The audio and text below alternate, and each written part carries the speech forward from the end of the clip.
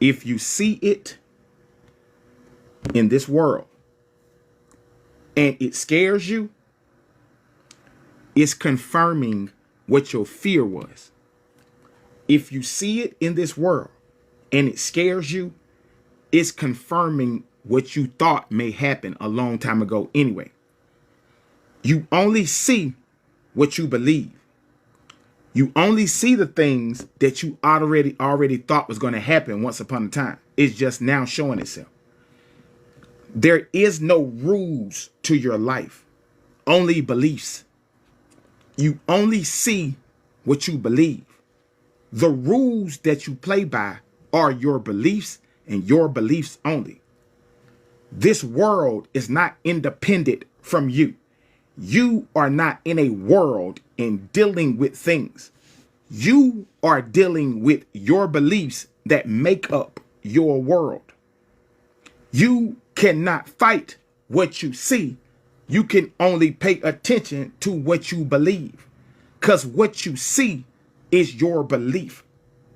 The rules change when you change your beliefs. There is no such thing as reality, because the moment you say I'm in reality, you put the rules of reality on it. The rules only exist based off your limitations. Your limitations of the idea of life sets the rules for you. You only see what you believe. You cannot attack what you see. It is a hologram. You cannot attack the TV if you want to change the channel, because you can punch on the TV all you want to. That's not going to change the channel. That's going to mess up the TV. You have to grab the remote and change the channel, because all it takes is what is synced to the TV, the remote. What is synced to your reality, your beliefs. You cannot change the TV without the remote unless there's some channel things on the TV, which is going to be an inconvenience because you got to do all this walking. And you cannot change your reality unless you change your beliefs, because your reality changes based off your beliefs. Your beliefs is your remote. That's the only way you change it. Do you understand? If you try to change what you see by attacking what you see, you validate what you're looking at, which means you are proving it right. You are scared of this. If you try to fight the illusion, you make the illusion real. Not understanding it's called an illusion for a reason. It does not exist. It's a figment of your imagination. All of this is based off your beliefs. Whatever you believe, your reality is based off your limitations. Your limitations set your reality. So it keeps you at a constant thing right here. You don't go up or you don't go down. Your limitations of what you think reality is and beliefs keeps you right here. You can literally do whatever you want to in this world because it's based off your beliefs. Because all of this is a dream world. Hello? All of this is a dream world. There is no spoon, correct? There is no spoon. It does not exist. You only seeing what you believe. So if you see it and it scares you, it's because you believe it. It's because you believe this. So how do you change the belief? How do you change what you see? You challenge the belief. Why do you think that? Why did you believe that would happen? Why? What is that programming that you're seeing? You cannot tech the hologram. You can only change the channel. Are you understanding? That's your answer to 1000% of everything that you go through. If you don't like what your relationships look like, that's based off a belief of how you think you're going to get treated, based off what made you the way that you are. The identity that you have is attached to what you see.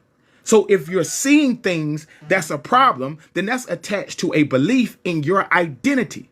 So in order for you to change what you see, you have to question your identity. Because I believe that I am abundant, because I believe that I am a vessel, because I believe that I have a lot of wisdom, because I believe that wisdom is better than silver and gold, because I believe that I have been set free, I live a life of abundance and I live a life of freedom with unlimited amount of knowledge.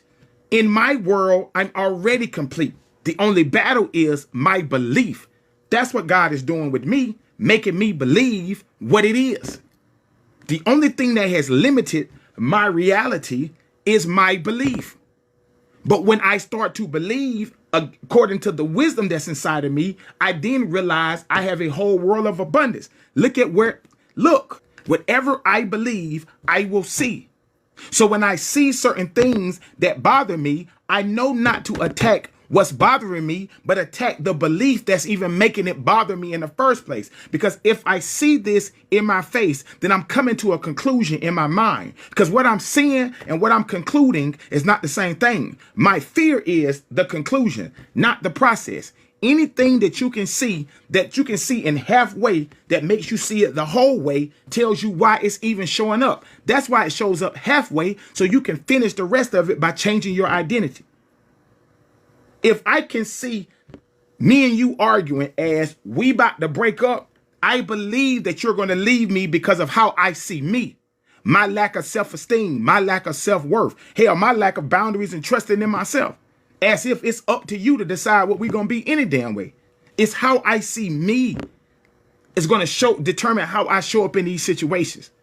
If I'm getting into it in this relationship and I'm going back and forth with this individual and they're treating me a way that I'm not too comfortable with, I have told myself that this is what relationships are going to look like for me, because whatever they are treating me like is a root or a foundation of how I became. That mistreatment is associated with my identity. That's how I got my stuff together. In this relationship with you is how I get to continue to be who I want to be, because of your treatment gave me the fire to go do this, because it's a familiar program. So because of this thing that I'm going through with you, I'm used to going through this way before I met you. That's what created the man that I am.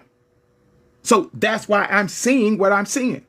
The only way I can deal with what I'm seeing is, where in the hell did I tell myself that that's what it's supposed to be? And I got to allow myself to be wrong and corrected in whatever thinking pattern that I want. Because if I'm looking at what I don't want to deal with, but still sticking around to, then I got to allow myself to be shown something different and believe something different, because I am loud and wrong. And whatever it is I think I know that's giving me this shit, I don't want to know it no more. Show me something different. And I don't mind being corrected. I don't mind taking accountability, because I don't want to see this again. Ever again. So I can't be right and hurt. I can't be loud, wrong, and right. I got to pick a side. I cannot be right and hurt. I cannot dislike how you're acting, but then try to hold on to what I think it is. No, I am getting exactly what I think it is. If I think that love is in another person, but I'm getting all hell breaking loose, it's not about finding the better person. It's about understanding that if you look for love in a person, I don't give a fuck who it is, this is what you're going to get, because you're still going to show up as the same person in the next reality that's going to give you the same end result, because it don't exist in there. If I think life and everything that I want is in money, I'm going to get all the money in the world. But I can't be surprised when I don't got no peace, because money don't bring peace.